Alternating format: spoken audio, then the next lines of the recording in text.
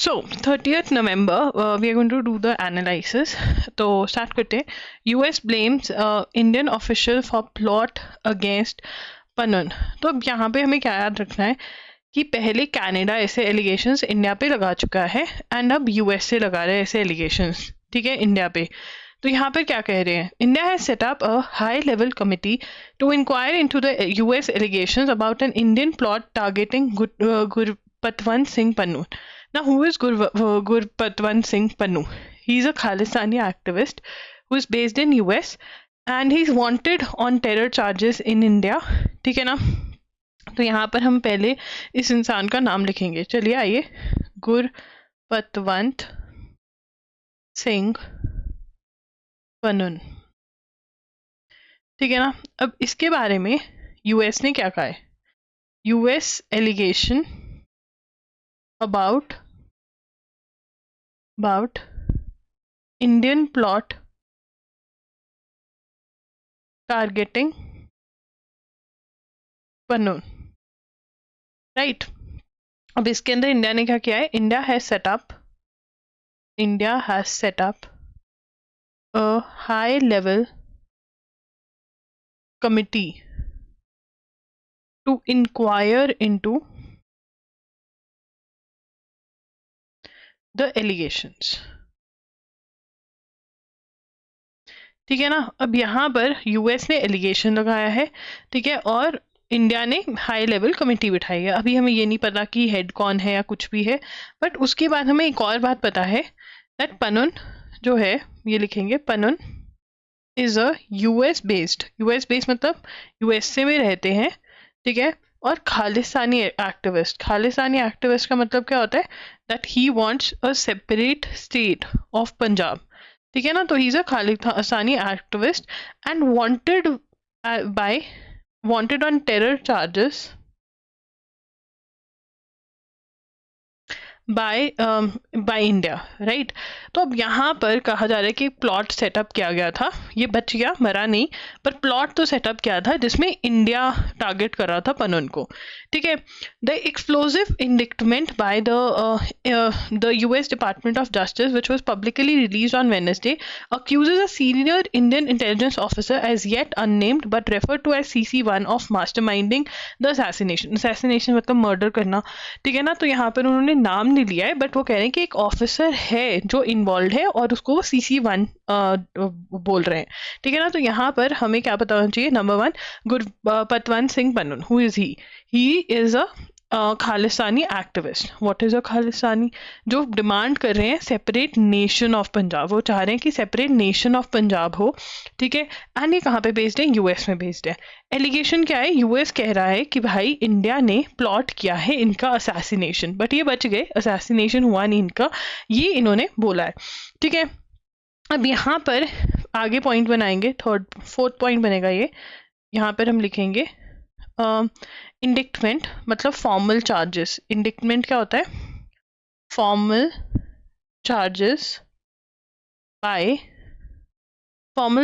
Bye US department of justice. Now this is important कि किसने अभी तक एलिगेशंस लगाए हैं, यूएस डिपार्टमेंट ऑफ जस्टिस. ठीक है ना. अक्यूजेस मतलब एलिगेशन किस पे लगाया है, accuses a senior Indian intelligence official unnamed CC1, ठीक है, मास्टरमाइंड ऑफ assassination plot. ठीक है. The indictment alleges that the official enlisted an individual named Nikhil Gupta to hire a hitman with an advance payment and also suggests that the Gujarat police dropped criminal charges against Mr. Gupta at the behest of Indian intelligence officer to facilitate the contract killing. ठीक है. तो contract killing करी थी और निखिल गुप्ता कह रहे हैं कि इस इंसान ने एक हिटमैन भी हायर करा था. It says that there is a link between plot against mister Pannu and the one that led to the killing of Hardeep Singh Nijjar. Now this was the Canadian killing जिसमें कनाडा वालों ने बोला कि इंडिया ने मारा है.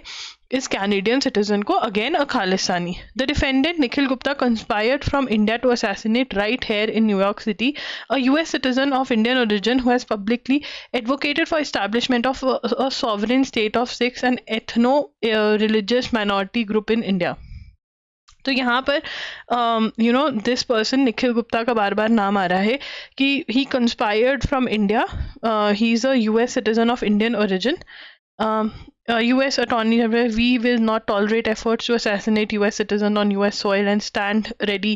So this person, Pannun, is a US citizen, okay, and prosecute anyone who seeks to harm and silence Americans here or abroad. Nikhil Gupta was arrested in Czech Republic on June 30 and is being held pending extradition procedures. Now what is extradition?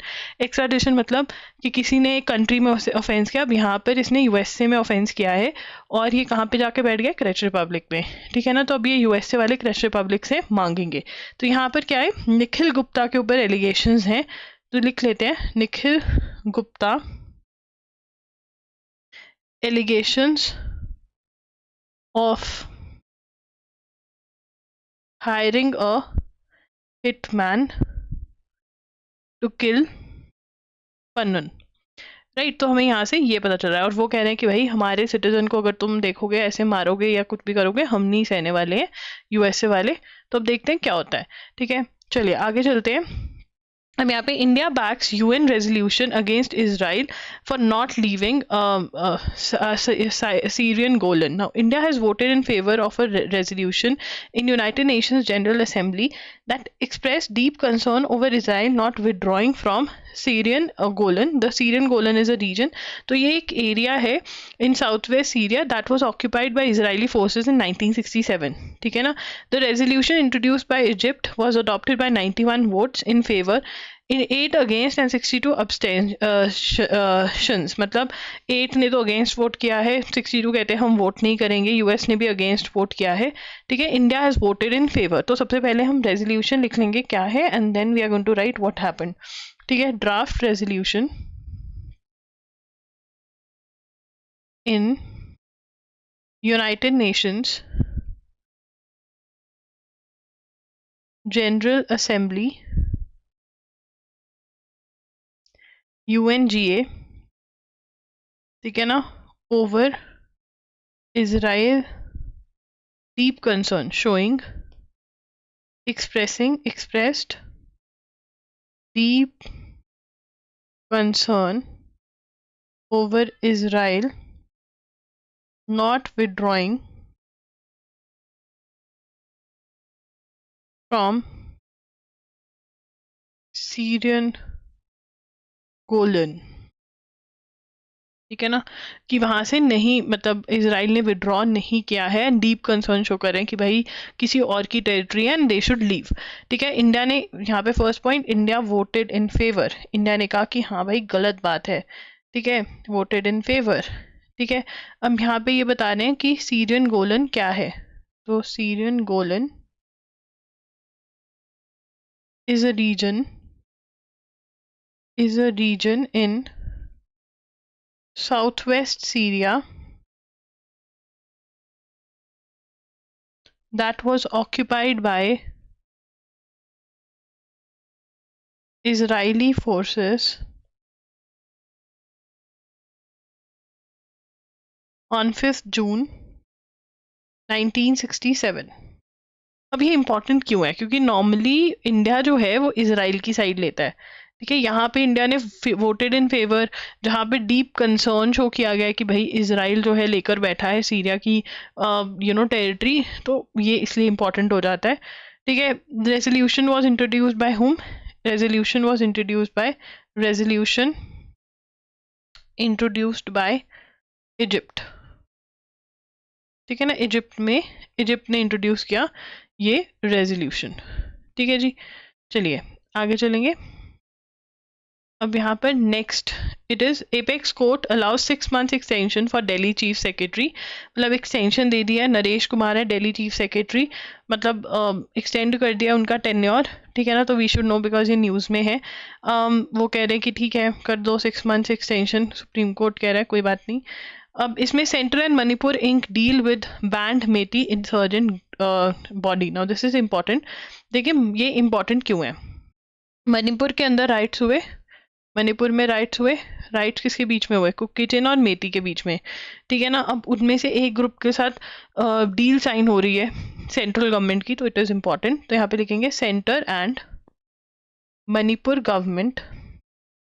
Centre and Manipur government have signed a peace agreement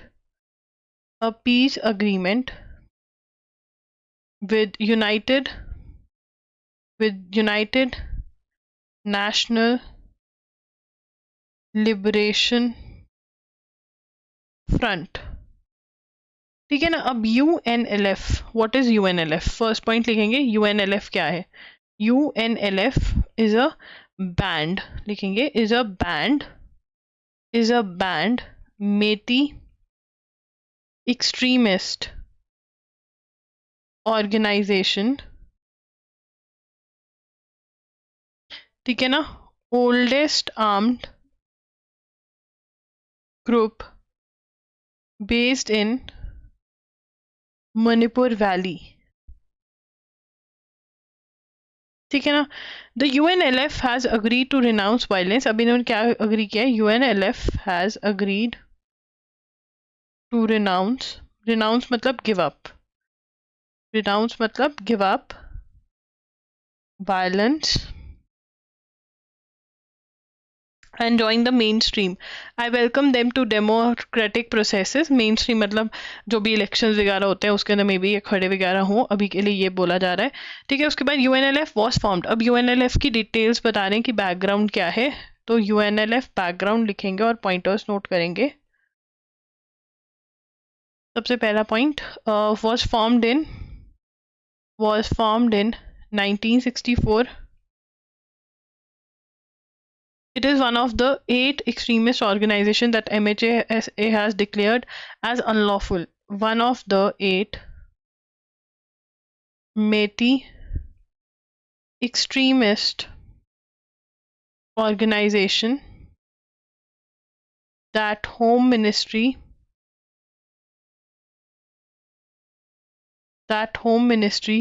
has declared as unlawful association under UAPA, that is Unlawful Activities Prevention Act 1967. ठीक है ना. तो ये basically unlawful organisation declare किया हुआ था इसको, जिसके साथ अब ये बातचीत कर रहे हैं. 1964 में this came into being. Last week the ban against these groups which seek Manipur secession from India was extended for another 5 years. अब यहाँ पे सेसेशन ये क्या कह रहे हैं कि मणिपुर से हमें अलग होना है, हमें अपनी सरकार चलानी है. तो तब ये ग्रुप्स का 5 year और एक्सटेंड हुआ. ठीक है. तो ये 4th पॉइंट बनेगा. चलिए लिखते हैं. ठीक है. ban against these groups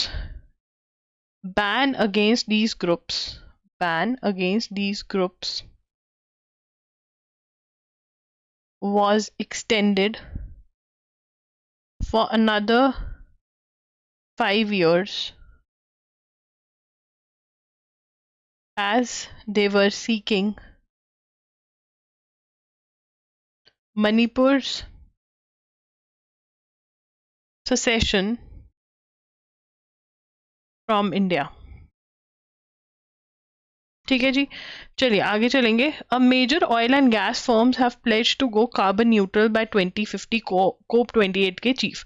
अब यहाँ पे कोप की हम डेफिनेशन हर रोज पढ़ रहे हैं. Conference of parties. कहाँ पे हो रही है conference of parties? In the chat section everyone बताइए कहाँ पर हो रही है. यस, दुबई में हो रही है. ठीक है. दुबई UAE के अंदर हो रही है. This is a very important question, most expected question है. You can expect this in your exams. Several oil and gas companies have committed to become net zero. Net zero मतलब जो भी pollution हो कर रहे हैं ये लोग, या तो उसके लिए ट्रीज ग्रो करेंगे या फिर कुछ ऐसा सिस्टम लेकर आएंगे जिससे कि पॉल्यूशन ना हो. ठीक है. तो ये इन्होंने प्लेज कर दिया है. अब प्रेसिडेंट कौन है COP 28 के? सुल्तान अल जबेर. ये भी हमेशा न्यूज में रहते हैं. क्यों? बिकॉज क्लाइमेट चेंज की बात कर रहे हैं, बट ये खुद क्या फॉसिल फ्यूल से रिलेटेड है, बहुत ज़्यादा कंपनी चला रहे हैं उससे रिलेटेड। तो ये कह रहे हैं, बहुत सारी दुनिया कह रही है कि ये लोग दुबई में बुलाएंगे इस पूरे वर्ल्ड को, और फिर ये अपनी फॉसिल फ्यूल्स की डील करेंगे। प्रॉब्लम क्या है फॉसिल फ्यूल से? फॉसिल फ्यूल से बहुत ज़्यादा पॉल्यूशन होता है ना, पेट्रोल डीजल इससे निकलता है, तो सबसे ज़्यादा पॉल्यूशन इसी से हो रहा है, तो ये प्रॉब्लम है। ठीक है, For the first time ever, a significant number of oil and gas companies are aligned towards net zero targets, ठीक है, and net zero methane targets by 2030. The first time that oil and gas firms are taking responsibility. Another major step that COP28 presidency under the UAE could take credit for was getting the world's two major economies, US and China, aligned towards climate action, reducing methane emissions. अब ये important है, yes. इसमें question क्या बनेगा, year पूछेंगे कि कब तक ये लोग खत्म कर रहे हैं। ठीक है, तो लिखेंगे, इसकी हेडिंग देंगे oil and gas companies, several oil and gas companies,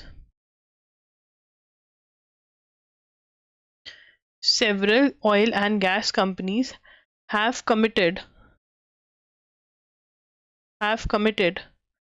to become net zero or carbon neutral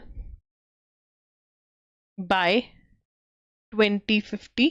और ये वाला पॉइंट कि कब तक होंगे 2050, ये इंपॉर्टेंट है और यही याद करना है, क्वेश्चन यहीं से निकल के आएगा एग्जाम में। ठीक है, और जो दूसरा पॉइंट है, जो एक और पॉइंट है, वो है कि मिथेन से टारगेट्स कब अचीव करें, net zero methane targets by 2030। ठीक है ना, तो मतलब वैसे कंप्लीट ओवरऑल नेट जीरो कब जा रहे हैं, 2050 में। ठीक है, और अगर हम बात करें तो वो मीथेन टारगेट्स कब के, नेट जीरो मीथेन टारगेट्स कब के कह रहे हैं, 2030 के। ठीक है जी, तो ये हमें पता होना चाहिए। जो यूएसए और चाइना वाला है, वो इनको अभी और क्रेडिबिलिटी देने दो, फिर नोट करेंगे आने वाले दिनों में। सिलक्यारा टनल के अंदर जो वर्कर्स फंसे हुए थे, उनका रेस्क्यू हो गया। किसने लीड किया? नेशनल डिजास्टर मैनेजमेंट अथॉरिटी ने ये रेस्क्यू लीड करा। ठीक है, रेस्क्यू हुआ, टनल में से निकाले, एंड अभी हम आगे पढ़ेंगे कि जो हमने टनल में से निकाले वो कैसे निकाले, कौन सा टाइप का।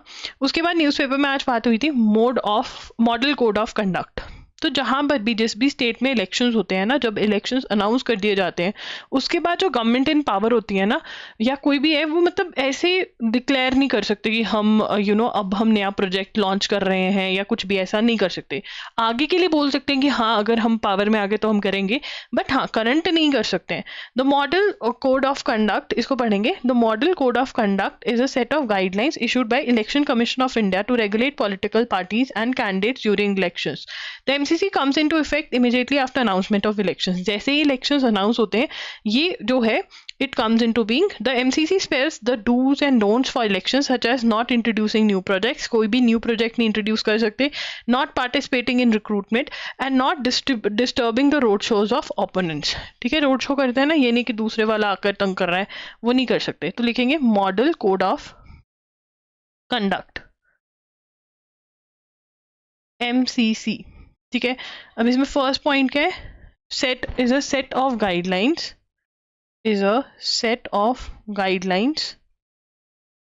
issued by Election Commission of India। ठीक है, and comes into effect after announcement of elections। ठीक है, एंड थर्ड, इसमें डूज एंड डोंट्स में मेजर डोंट क्या है, कोई भी नया प्रोजेक्ट नहीं इंट्रोड्यूस कर सकते, cannot introduce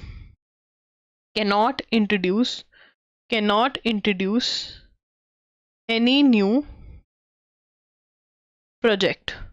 ठीक है जी, तो ये है MCC। क्योंकि अभी इलेक्शंस हैं और ये बार बार मॉडल कोड ऑफ कंडक्ट के बारे में बात होती है और वायलेशन की बात होती है कि कौन कौन सी पार्टीज जो है वो फॉलो नहीं कर रही हैं, तो इसलिए ये टर्म जो है हमने पढ़ी। तो आपको पता होना चाहिए क्या है, इलेक्शन कमीशन जो है वो कंट्रोल करता है। ये नहीं है कि इलेक्शन आ रहे हैं, आप नए प्रोजेक्ट्स लॉन्च करने जा रहे हो, इनॉग्रेट करने जा रहे हो, नहीं अलाउड है।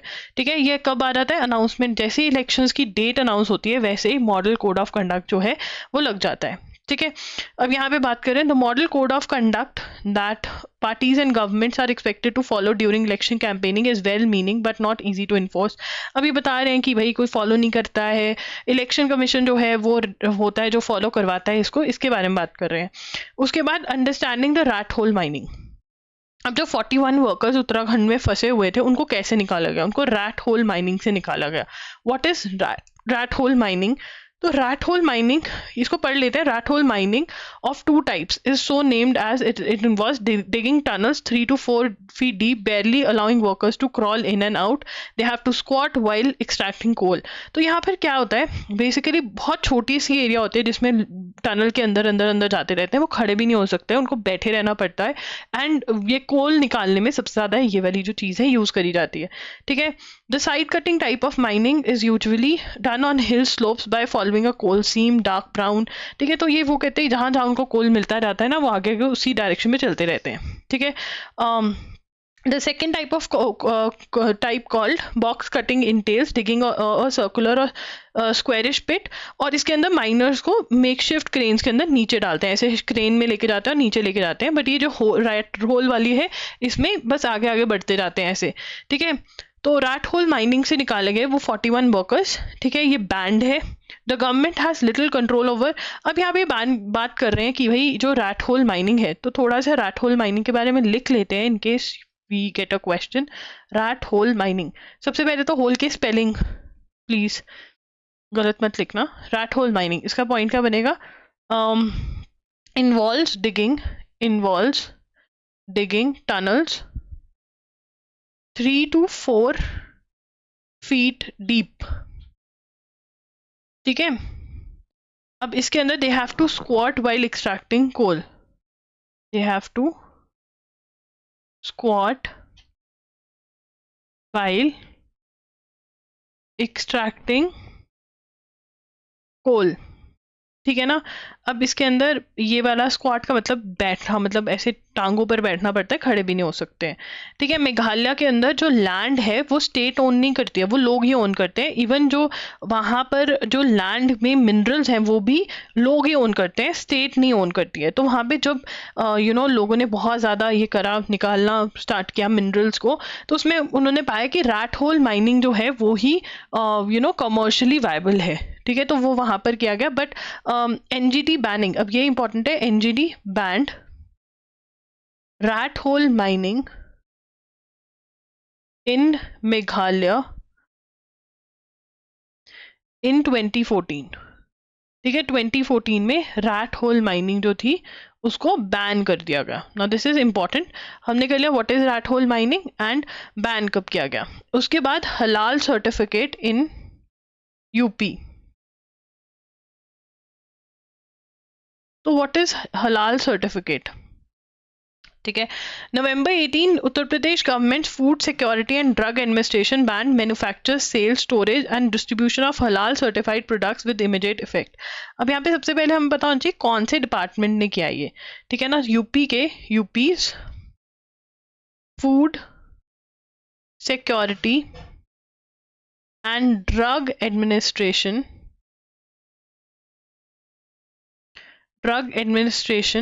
Band manufacture, sale, storage and distribution of halal certified products with immediate effect। उन्होंने कहा कि ना तो आप बना सकते हैं, ना बेच सकते हैं, ना ही स्टोर कर सकते हैं और ना ही डिस्ट्रीब्यूट कर सकते हैं। कौन से? जो हलाल सर्टिफाइड प्रोडक्ट्स हैं विद इमीडिएट इफेक्ट। ये डिपार्टमेंट का नोटिफिकेशन आया। ठीक है, अब हलाल क्या है? व्हाट इज हलाल? हलाल जो है, हलाल टर्म का मीनिंग पता होना चाहिए, ये क्वेश्चन आ सकता है। हलाल टर्म मीन्स परमिजिबल। ठीक है, और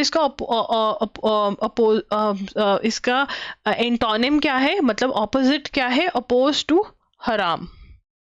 नाउ व्हाट इज हराम? हराम इज प्रोहिबिटेड इन इस्लाम।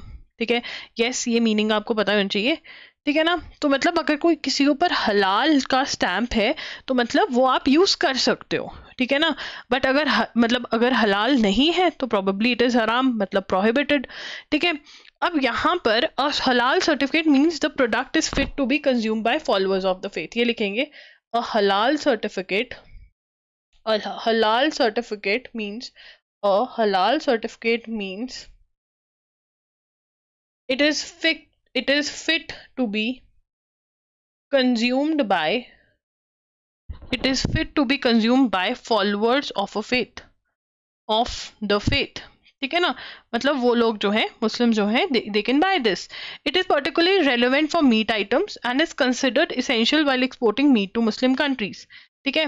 अब यहाँ पे लिखेंगे particularly relevant for meat items, but अब ये जो मीट आइटम से हटकर ये बाकी बहुत सारी और आइटम्स पे भी आने लग गया था, ठीक है ना।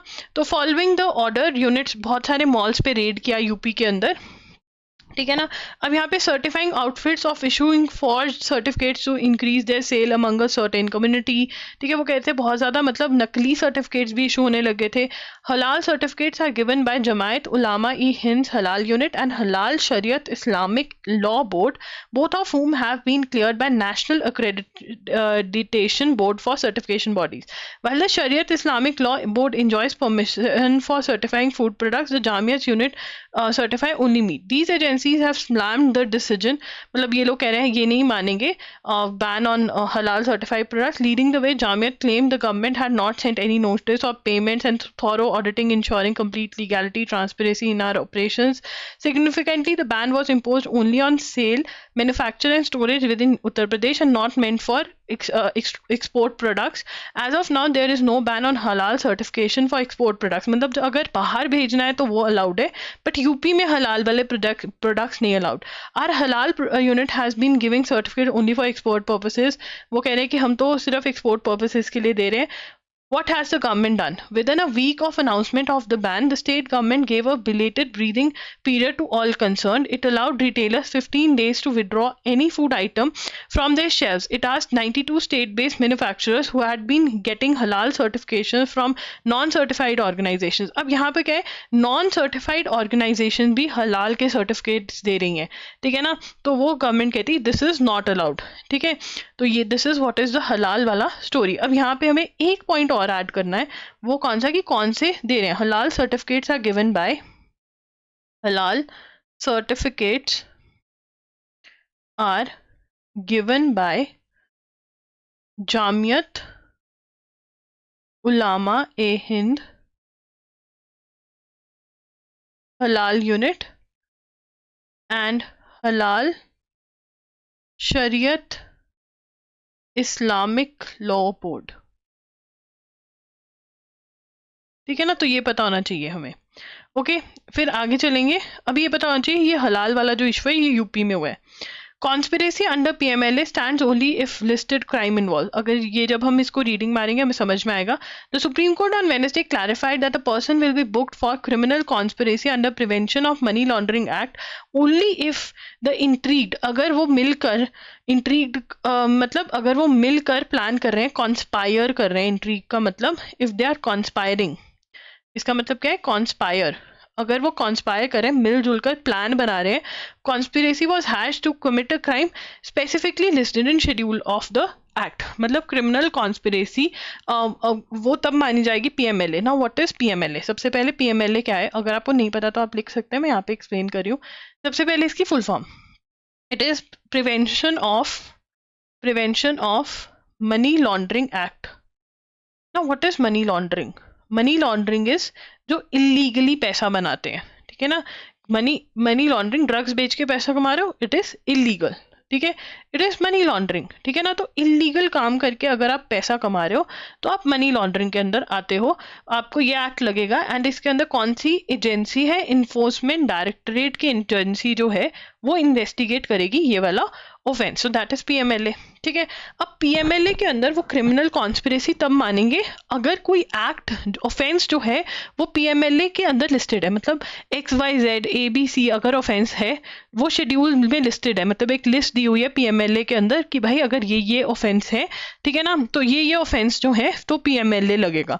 तो वो कह रहे हैं क्रिमिनल कॉन्स्पिरेसी मतलब अगर वो प्लान बना रहे हैं कुछ ऐसा एक्ट ऑफेंस करने के लिए जो कि लिस्टेड है शेड्यूल में, तभी वो पीएमएलए के अंडर आएगा, नहीं तो नहीं आएगा। तो लिखेंगे supreme court said that a person will be booked for criminal conspiracy under Prevention of Money Laundering Act.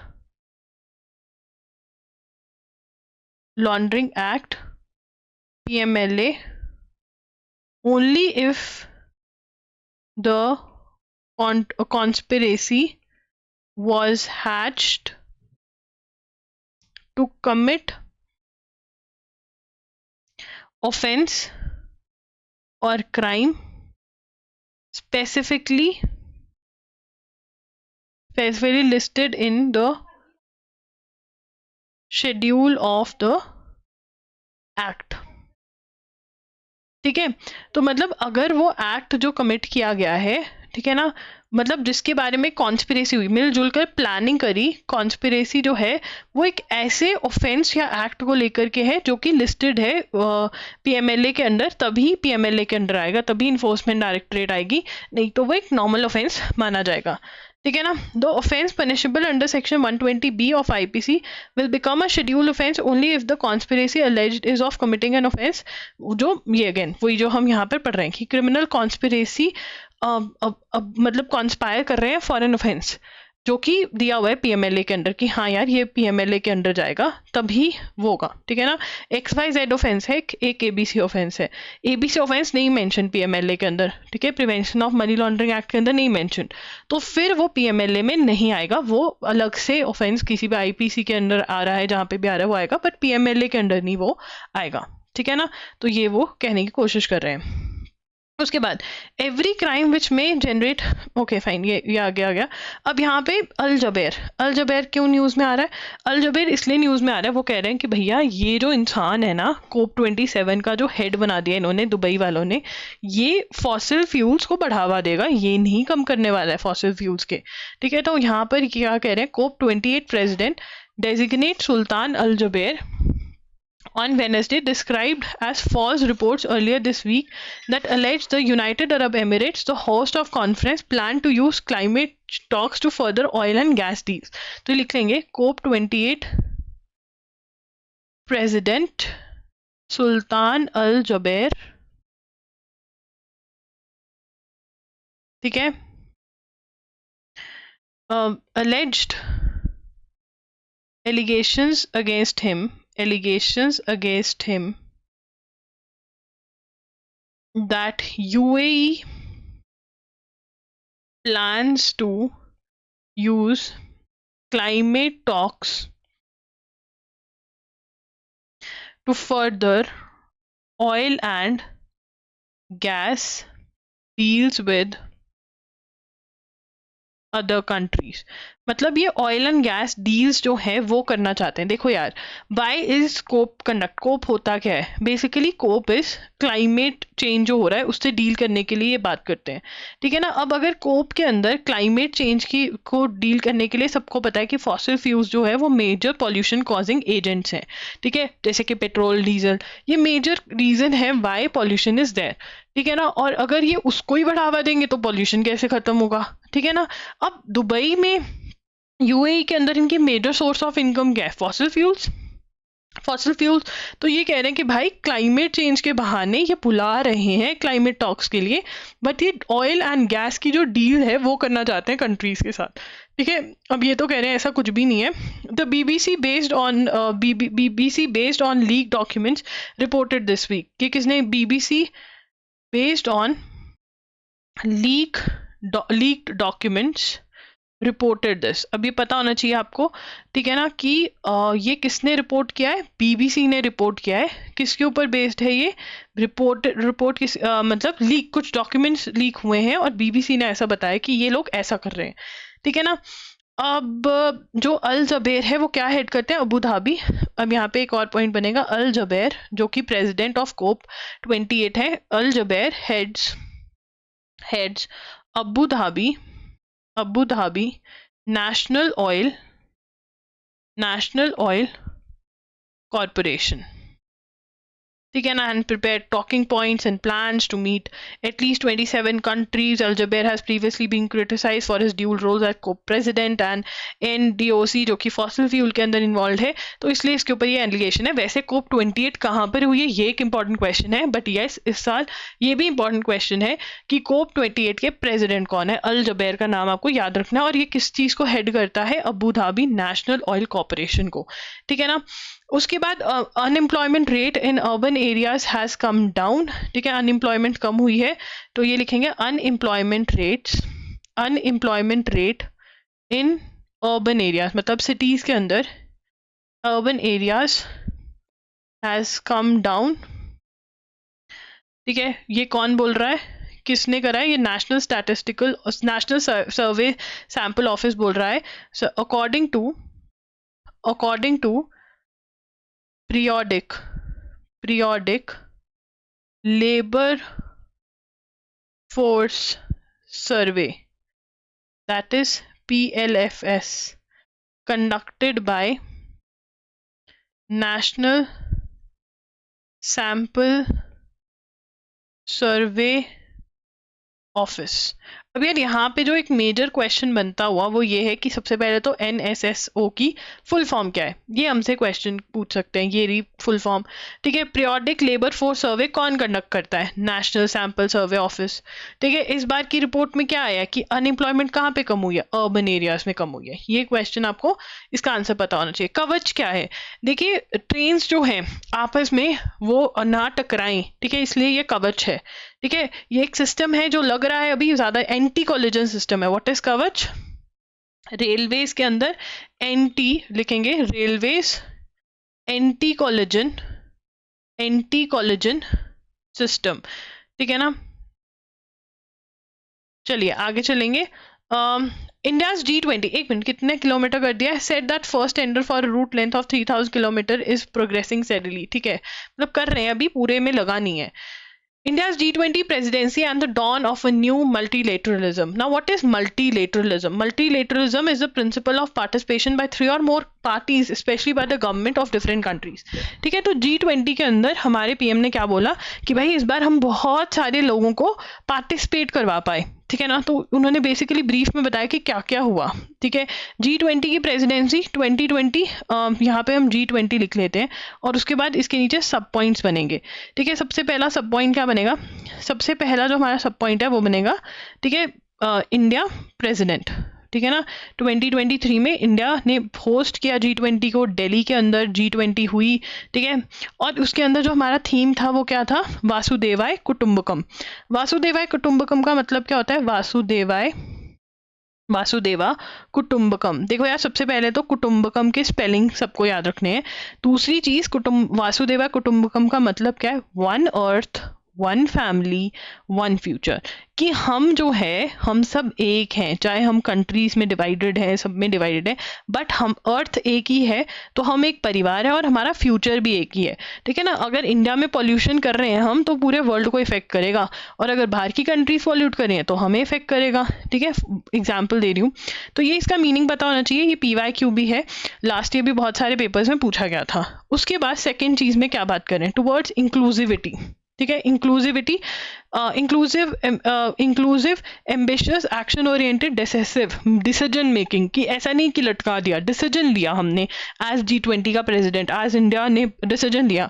New Delhi leaders declaration sign करवाई, सबको एक टेबल पे लेकर आए। Even though Ukraine Russia war चल रही थी, इंडिया का लक बहुत अच्छा है कि इजराइल की जो वॉर है वो G20 के बाद स्टार्ट हुई।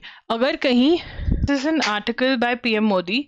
So basically what was he saying? He was saying that हमने जब G20 कंडक्ट किया तो हमने इंक्लूसिविटी, इंक्लूसिव, सबको इन्वॉल्व करने की कोशिश करी, एम्बिशियस, कुछ गोल सेट करे, एक्शन ओरिएंटेड, मतलब वी टुक एक्शन, जो भी हम अचीव करना चाहते थे, डिसाइसिव, हमने डिसीजन मेकिंग भी करी। These 4 words define our approach to G20 as G20 president, ठीक है ना। तो यहाँ पे हम सेकेंड पॉइंट लिख सकते हैं कि अप्रोच टू G20 क्या थी हमारी, अप्रोच टू G20, ठीक है ना। इंडिया की approach, India's approach to G20, ठीक है ना। तो इसके अंदर क्या थी हमारी, सबसे पहला वर्ड था inclusive, ambitious, action oriented and decisive, ठीक है ना। तो ये हमारे हमारा मतलब एम था कि हम इसके ऊपर इन वर्ड्स को दिमाग में लेकर आगे बढ़ेंगे, ठीक है। उसके बाद न्यू दिल्ली डिक्लेरेशन हमने साइन करवाई।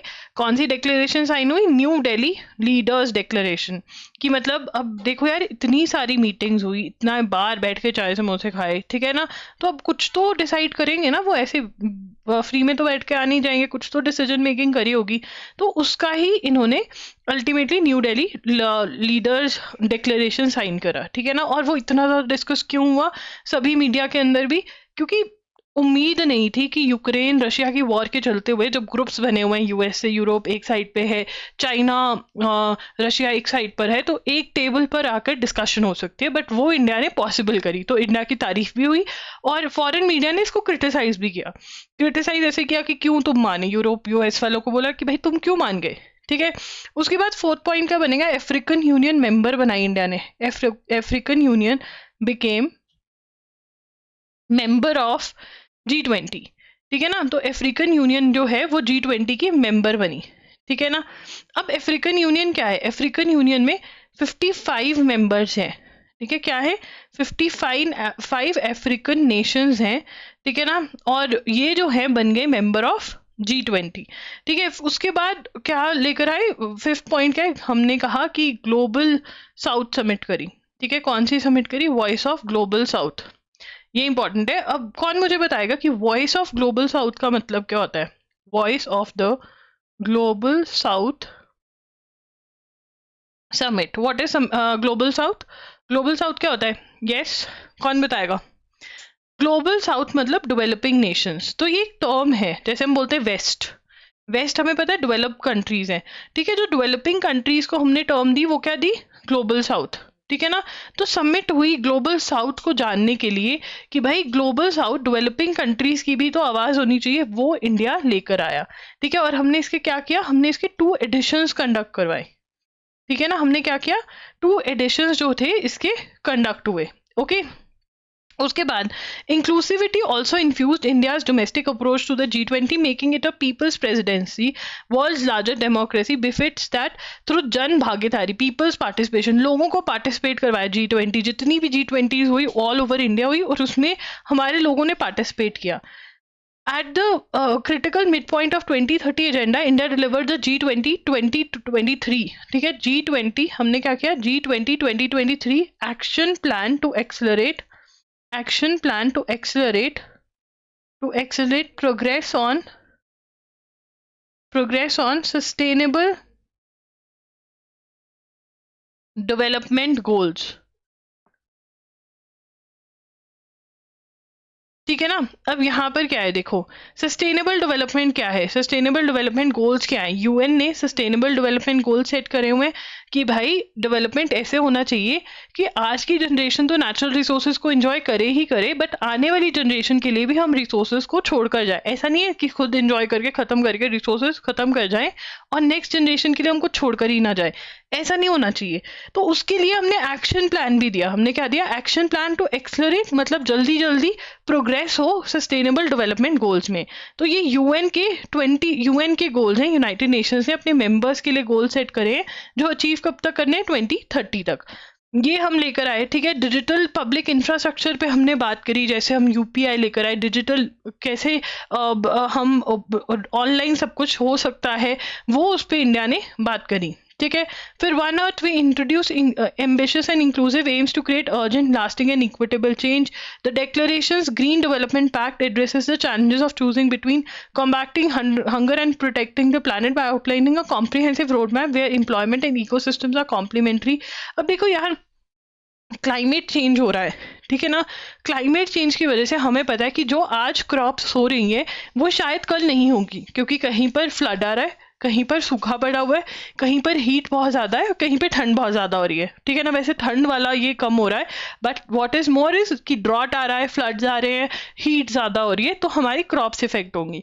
तो वी नो दैट हमें एक रोड मैप लेकर आना है कि कल को हंगर जो है वो भी कम हो सके और क्लाइमेट चेंज के साथ भी फाइट करते हुए हमारी क्रॉप्स जो हैं वो ग्रो कर सके, ठीक है ना। तो G20 declaration calls for an ambitious tripling of global renewable energy capacity by 2030। ये एक इंपॉर्टेंट क्वेश्चन है, यहाँ से क्वेश्चन फॉर श्योर निकलेगा। तो अगर आपने अपने नोट्स में ये लाइन नहीं ऐड करी हो तो इसको कर लो। G20 declaration calls for ambitious tripling of, इसको लिखेंगे tripling of global renewable energy capacity by 2030, ठीक है ना। इसको ट्रिपल कर देना है। रेन्यूएबल एनर्जी की जो कैपेसिटी है उसको 3 टाइम कर देना है, ठीक है। रेन्यूएबल एनर्जी कौन सी होती है? Renewable energy wind energy, solar energy, ठीक है। कौन सी होती है? विंड, सोलर, ठीक है। वाटर से जो एनर्जी बनती है उसको 3 टाइम्स कर देना है, ये बोला गया, ठीक है। अब आगे चलेंगे। फिर उसके बाद अलायंस एंड सोलर अलायंस हुआ, ग्लोबल बायोफ्यूल्स अलायंस हुआ, सोलर अलायंस हुआ कि बायोफ्यूल मतलब प्लांट बेस्ड फ्यूल यूज़ करना है, ठीक है। वो कंट्रीज़ को एक साथ लेकर आया इंडिया। फिर लाइफ के बारे में बात करी। लाइफ का फुल फॉर्म क्या है? लाइफस्टाइल फॉर सस्टेनेबल डेवलपमेंट, जो पीएम मोदी लेकर आए थे और जिसके अंदर कहा गया कि आप ऐसे जिंदगी जिए जिससे कि अर्थ को इफेक्ट ना हो, ठीक है ना। हमारी लाइफ चॉइसेस ऐसे होनी चाहिए, लाइफस्टाइल ऐसा होना चाहिए कि अर्थ जो है वो खराब ना हो, ठीक है ना। फॉर एग्जाम्पल अगर मुझे बॉटल खरीदनी है, ठीक है ना, मेरे पास ऑप्शन है कि मैं एक प्लास्टिक की बॉटल खरीद सकती हूँ और एक मेटल की बॉटल खरीद सकती हूँ। तो I should go for the metal bottle because वो ज़्यादा देर तक चलेगी। प्लास्टिक जो है वो अल्टीमेटली अर्थ को खराब करेगा, राइट। वो इसलिए ये वाला लाइफस्टाइल अडॉप्ट करो, ओके। उसके बाद फ्री फूड ग्रेन स्कीम जो है ये हम नोट कर चुके हैं, 5 more years के लिए ये चलेगी, जो कोविड में स्टार्ट हुई थी, ठीक है। दैट इज प्रधानमंत्री गरीब कल्याण अन्न योजना, ओके। उसके बाद यहाँ पर सेल्फ हेल्प ग्रुप्स, क्या होते हैं? सेल्फ हेल्प ग्रुप्स क्या होते हैं? छोटे छोटे ग्रुप्स होते हैं, एक दूसरे को हेल्प करते हैं। तो सेंटर गवर्नमेंट जो है वो ड्रोन्स प्रोवाइड कर रही है, तो लिखेंगे centre to provide 15,000 progressive women self-help groups to be rented out, center to provide drones to 15,000 progressive women self-help groups to be rented out to farmers for agriculture purposes, ठीक है ना। Agriculture purposes के लिए pesticide spray करने हैं, ठीक है ना, तो वो ड्रोन से हो सकते हैं। फर्टिलाइजर करना है, ये देखिए जैसे फार्म पे ड्रोन उड़ रहा है, इसके लिए सेंटर गवर्नमेंट हेल्प करेगी सेल्फ हेल्प ग्रुप्स को, रेंट पे देंगे ड्रोन्स इन लोगों को। उसके बाद है cabinet approves ₹24,104 crore outlay for tribal welfare, PM जनजाति आदिवासी न्याय महाअभियान। नाउ अब यहाँ पे पीएम जनमन में से क्वेश्चन निकल सकता है, तो लिखेंगे पीएम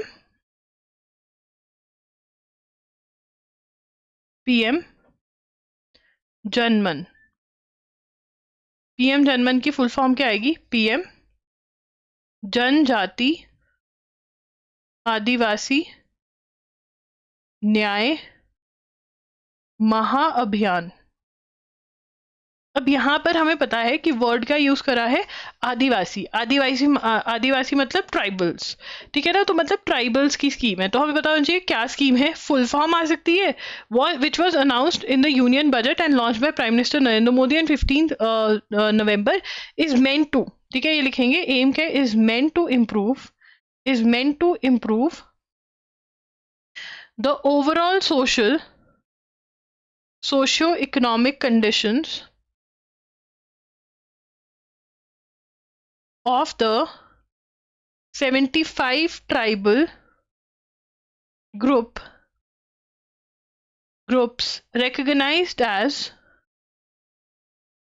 particularly vulnerable। ठीक है ना, तो ये किन के लिए, जो पर्टिकुलरली वल्नरेबल ग्रुप्स हैं, ट्राइबल ग्रुप्स में से 75 आइडेंटिफाई किए हुए हैं, उनकी सोशियो इकोनॉमिक हालत जो है उसको इम्प्रूव करने के लिए।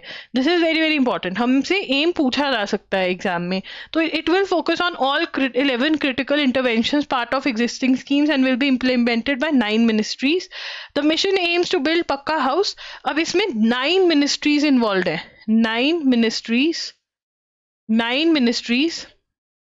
9 ministries to implement the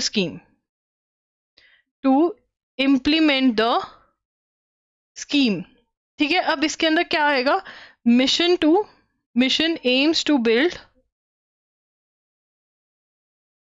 aims to build पक्का हाउस,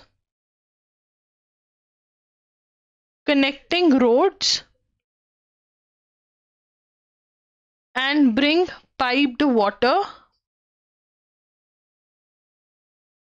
to PVTG विलेजेस। मतलब पर्टिकुलरली वल्नरेबल ट्राइबल ग्रुप्स के विलेजेस के अंदर ये जो है मतलब बेसिक नेसेसिटीज प्रोवाइड करें, घर, पानी, रोड, ये प्रोवाइड करें इन लोगों को। The scheme aims to build 2500 anganwadi centres, set up 1000 mobile medical units, install mobile towers, ये सब करेंगे, ठीक है। The skill development ministry will facilitate skills vocational training. तो इसमें और भी है, प्लस क्या, ये बेसिक के साथ साथ और क्या करेंगे, आंगनवाड़ी डेवलप करेंगे। आंगनवाड़ी में बच्चे जाते हैं छोटे, ठीक है ना, आंगनवाड़ी सेंटर्स करेंगे, मेडिकल यूनिट्स डेवलप होंगे, ठीक है ना, एक्सेट्रा। तो ये सारी चीजें हमें पता होनी चाहिए। The full form of PM Janman, ठीक है, and then we should know इसकी फुल फॉर्म क्या है और ये किसके लिए है, ठीक है। फास्ट ट्रैक कोर्ट्स क्यों आई थी? फास्ट ट्रैक कोर्ट्स इसलिए आई थी कि जो रेप का ऑफेंस है पर्टिकुलरली, या फिर जो पॉक्सो के नीचे ऑफेंस आते हैं, ठीक है ना, वो जो है जल्दी जल्दी से डिसाइड हो सके, ठीक है ना। Scheme to run for 3 more years। अब ये 3 more years के लिए इसको एक्सटेंड कर दिया गया है, तो इसको पढ़ते हैं, आइए। The Union Cabinet on Wednesday approved the continuation of fast track courts dedicated to dispensation of justice। अब यहाँ पे फर्स्ट लिखेंगे dedicated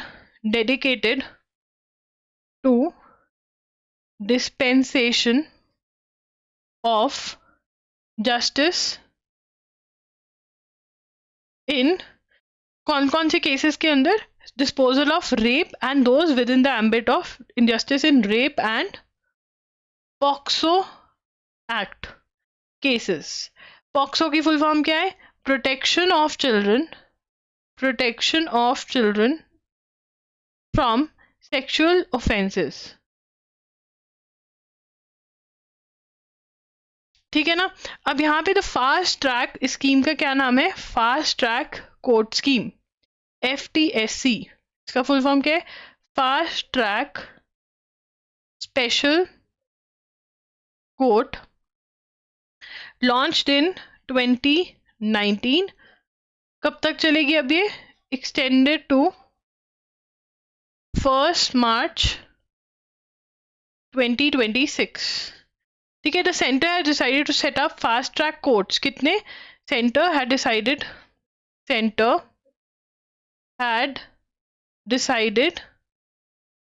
to set up 1023 fast track courts after passage of criminal law amendment act 2018, ठीक है ना। और ये कब हुआ? जब निर्भया वाला इंसिडेंट हुआ, ठीक है ना, in the aftermath of Nirbhaya rape case जो दिल्ली में हुआ था, ठीक है ना। उसके बाद फास्ट ट्रैक कोर्ट सेटअप करेगी। अब यहाँ से क्वेश्चन क्या बन सकता है हमारा? सबसे पहले कितने सालों के लिए एक्सटेंड किया गया है? 3 years के लिए एक्सटेंड कर दिया गया है। कितने सालों के लिए एक्सटेंड किया गया है? 3 years के लिए। कब लेकर आए थे स्कीम को? स्कीम को कब, ये कौन से वाले केसेस देखते हैं? रेप केसेस देखते हैं, पॉक्सो केसेस देखते हैं। पॉक्सो की फुल फॉर्म क्या है? Protection of children from sexual offences. FTSC fast track special courts हैं, ये 2019 में आए। क्यों आए? 2018 में अमेंडमेंट हुई क्रिमिनल लॉ की, और इतने खोले गए। और क्यों खोले गए? निर्भया रेप केस के बाद जो प्रोटेस्ट हुई, ठीक है, उसके बाद उसका रिजल्ट ये निकला। The Canadian government has reached a deal to support the country's media, heading off an imminent threat by the digital giant to block news on its platform. तो यार कनाडा के अंदर ना पेमेंट से रिलेटेड बहुत चक्कर था, ठीक है ना। अब क्या है, यहाँ पर मीडिया हाउसेस जो हैं, इसको समझने की कोशिश करेंगे। जो मीडिया हाउसेस हैं, मीडिया हाउसेस क्या, न्यूज़पेपर वाले, जर्नलिज्म जो करते हैं, चाहे वो वीडियो के थ्रू हो, वीडियो कंटेंट हो सकता है, राइटिंग कंटेंट हो सकता है, उसके अंदर उन्होंने बोला कि गूगल ही तो मेन पैसा कमा रहा है, बट एक्चुअल काम कौन कर रहे हैं? मीडिया हाउसेस कर रहे हैं, उनको इतना पैसा बन नहीं रहा है। तो कनाडा वाले कहते हैं भाई हमारे लोगों को तुम्हें अच्छा पैसा देना पड़ेगा। तो अब गूगल को बोला, तो गूगल अब एग्री कर गया इस बात के लिए। नवाज शरीफ जो कि करप्शन के केस में फंसे हुए थे, उनको एक्विटल मिल गया है। एक्विटल मतलब he couldn't be proved that he is guilty, couldn't offence prove नहीं कर पाए, तो एक्विटल हो गया, ठीक है ना। ऑफेंस अगर नहीं प्रूव कर पाते तो क्या हो जाता है? एक्विटल हो गया, ठीक है। तो Sri Lanka reaches deal with India Paris club on debt plan.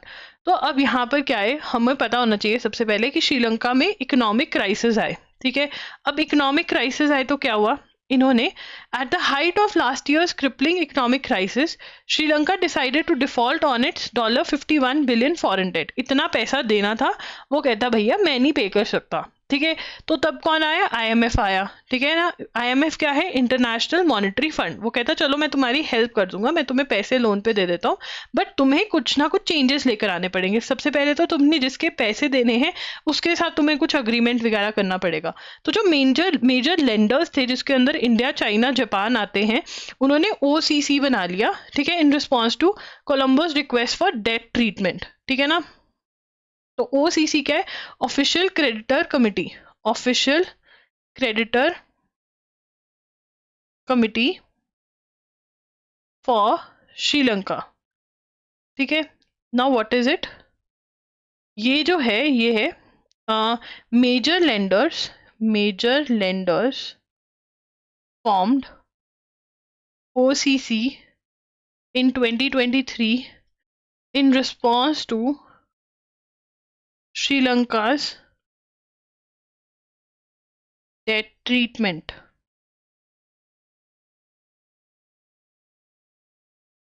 ठीक है, it is co-chaired by India, Japan and France as chair of Paris Club, ठीक है ना।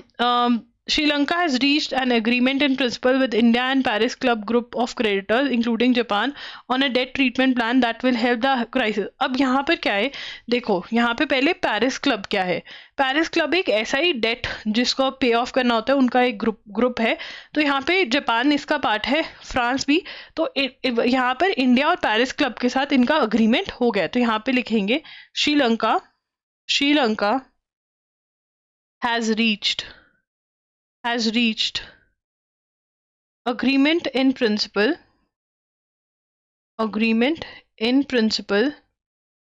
with India and Paris Club.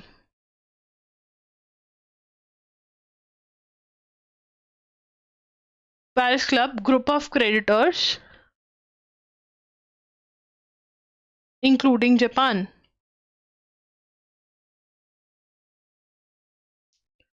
on a debt treatment plan. अब की मतलब कैसे pay off करेंगे, what we are going to do to pay off this debt, ठीक है ना।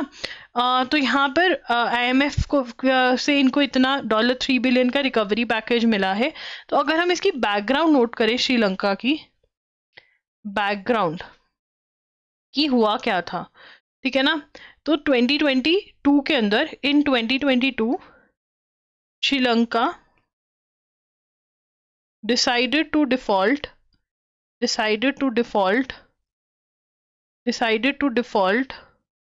on $51 billion foreign debt. ठीक है जी, okay. Next is, sorry guys आपको आवाज आ रही होगी, मैं घर पर आई हुई हूँ इसलिए आवाज आ रही है, ठीक है ना, आप पढ़ाई पे फोकस करो। अब यहाँ पर ये हो गया, ठीक है ना। और आईएमएफ ने इनको पैकेज दिया। आईएमएफ की फुल फॉर्म पता होनी चाहिए, इंटरनेशनल मॉनेटरी फंड, ठीक है ना। इनको $3 बिलियन का रिकवरी पैकेज मिला है और अब इनका अग्रीमेंट भी हो गया इंडिया और जापान के साथ, ठीक है। ये इतना आपको पता होना चाहिए। और किसकी फुल फॉर्म पता होनी चाहिए आपको, ऑफिशियल क्रेडिटर कमिटी की, ठीक है। और ये कब बनी थी, 2023 में बनी थी। किस लिए, श्रीलंका की कि कैसे डेट पे ऑफ करेंगे। अब इतना पैसा देना होगा इंडिया जापान का, तो कैसे देंगे। चाइना इसका पार्ट नहीं है, पर चाइना के भी बहुत पैसे इन्होंने वापस करने हैं श्रीलंका वालों ने, ठीक है। उसके बाद आगे चलेंगे, government page way for 16th finance panel, ठीक है ना। यहाँ पे लिखेंगे 16th, लिखेंगे साथ में 16th फाइनेंस पैनल, ठीक है। Union government on Wednesday approve the terms of reference for 16th finance commission which will recommend. अब यहाँ पे ये क्या करेगा, विल रेकमेंड लिखेंगे, will recommend the formula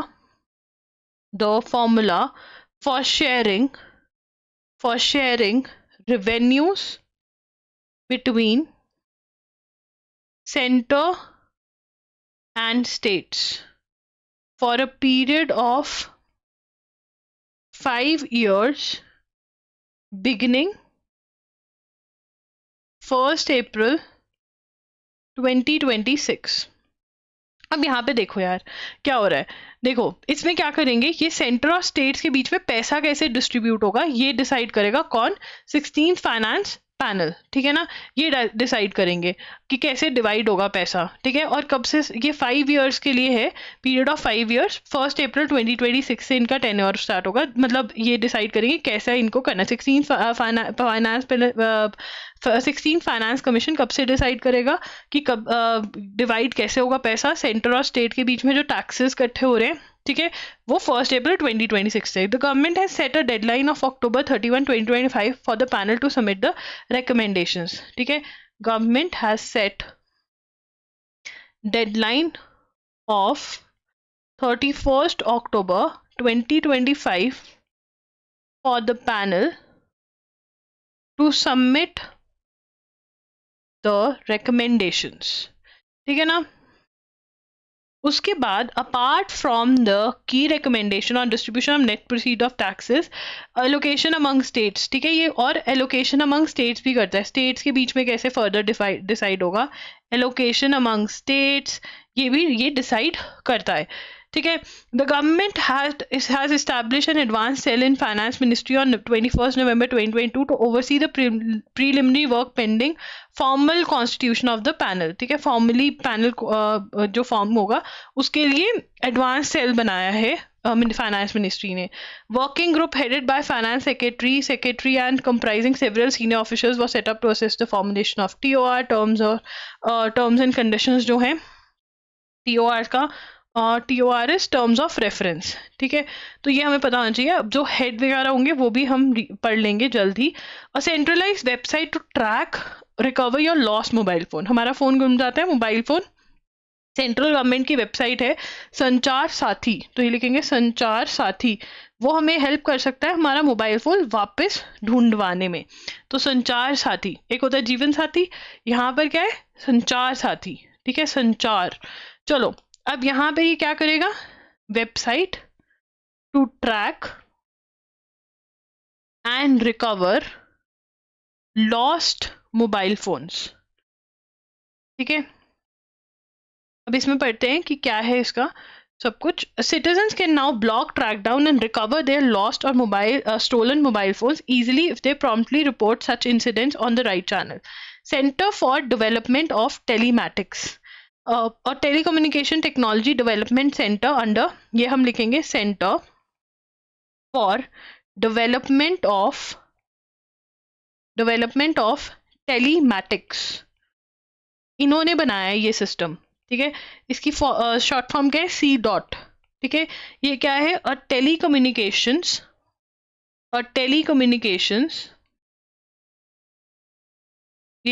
technology development centre under the department of telecom, ठीक है, और वेबसाइट का नाम क्या है, संचार साथी, ठीक है। If someone lost a phone, the person must first obtain a duplicate SIM from the service provider, file a police complaint, ये सब कुछ होगा। Once the case is reported, C dot spokesperson said the moment anyone uses the old SIM और mobile, the platform alerts, ठीक है, ऐसा हो जाएगा। COP28 aims at bottling the fossil fuel genie, the COP28 climate change summit is schedule to be held in Dubai, 30 नवंबर से start हो जाएगी। World leaders including PM Modi is attending it, US के लीडर नहीं अटेंड करें, मतलब president. Global stock take के बारे में हम बात कर चुके हैं कि कंट्रीज बताएंगी कि हमने कितने स्टेप अभी तक लिए हैं।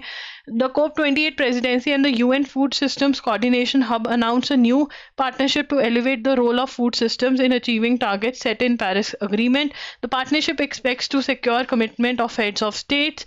अब ये देखते हैं क्या होता है, मतलब ये सारा लॉस एंड डैमेज फंड जो है, जो कि डेवलपिंग कंट्रीज कह रही हैं कि हम डेवलप्ड कंट्रीज जैसे यूएस यूरोप कह रहे हैं कि हम डेवलपिंग कंट्रीज लाइक इंडिया को हेल्प करेंगे, ये भी एक चीज़ है, ठीक है ना। तो ये अब देखते हैं by the end of it क्या होता है। So yeah that's it. If you want to buy anything from us, you can check the links in the description box. That's it. एजुगिरी signing off. I will see you tomorrow at 6 PM. Bye and take care.